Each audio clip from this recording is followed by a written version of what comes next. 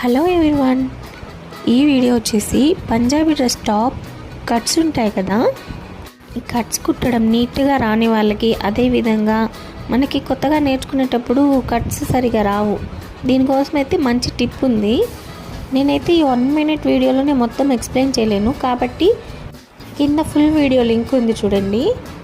ఈ 1 minute వీడియోలో అర్థమైతే ఓకే అండి.